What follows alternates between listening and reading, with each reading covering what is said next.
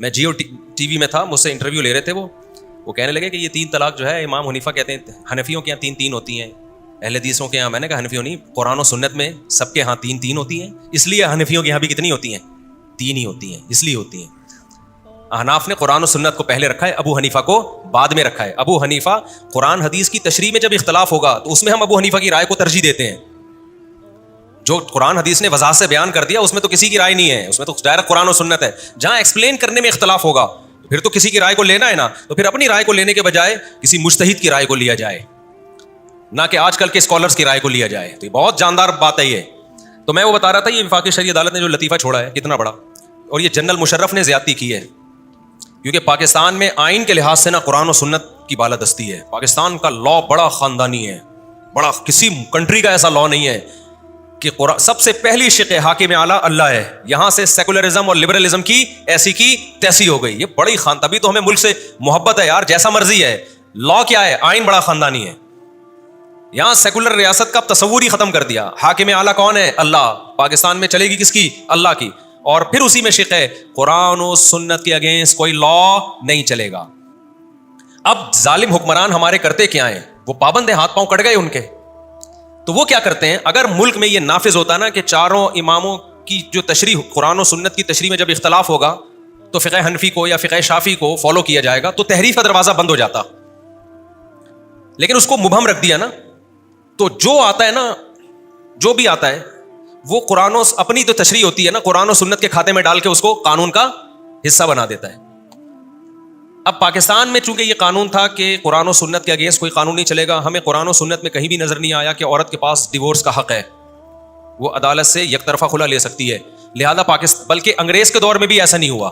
انگریز نے بھی کہا کہ مسلمانوں کے جو خاندانی اور فیملی لاز ہے وہ انہی کے مذہب کے مطابق ہوں گے. لہذا بر صغیر میں 200 سال انگریز نے حکومت کی ہے, مگر طلاق کے قانون کو انگریز نے نہیں چھیڑا. گورے کی کورٹ میں جب عورت جاتی تھی اس کو خلا نہیں ملتا تھا. سمجھ رہے کہ نہیں سمجھ رہے, کھلا نہیں ملتا تھا اس کو, تمہارا مذہب یہ کہتا ہے. وہ ثابت کر دے شوہر نے 3 طلاقیں دی, اس کو ڈگری مل جاتی تھی. یہی لا چلا آ رہا تھا پاکستان میں بھی. جس لا کو گورے نے چینج نہیں کیا اس کو جنرل مشرف نے آ کے بولو چینج کر دیا. اب جنرل مشرف پابند تھا کہ قرآن و سنت کے اگینسٹ کوئی قانون نہیں بنے گا. اب قرآن میں جو خلا ہے وہ یہ والا خلا نہیں ہے جو آج کل مارکیٹ میں چل رہا ہے.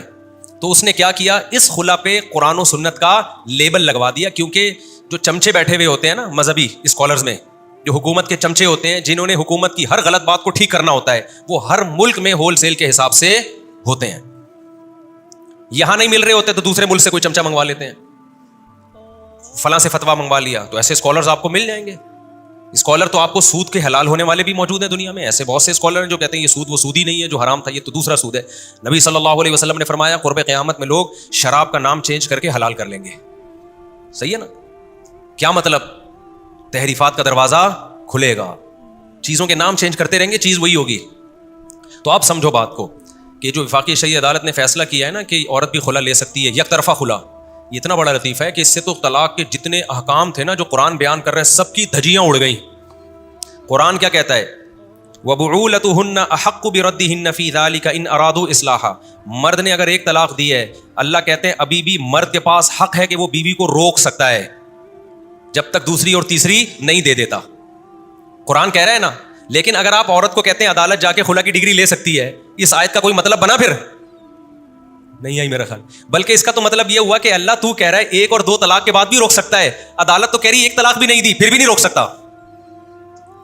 نہیں آئی بات میرا خیال ہے, آپ لوگ کی سمجھ میں نہیں. یہ میں جملہ اتنا دہراتا ہوں نا, نہیں آئی تو نیچے کمنٹس لکھا ہوتا ہے یہ جملہ کم دہرایا کریں, اس لیے میں کوشش کرتا ہوں زبان پہ کنٹرول کروں. آ رہی ہے سب بات سمجھ میں الحمدللہ.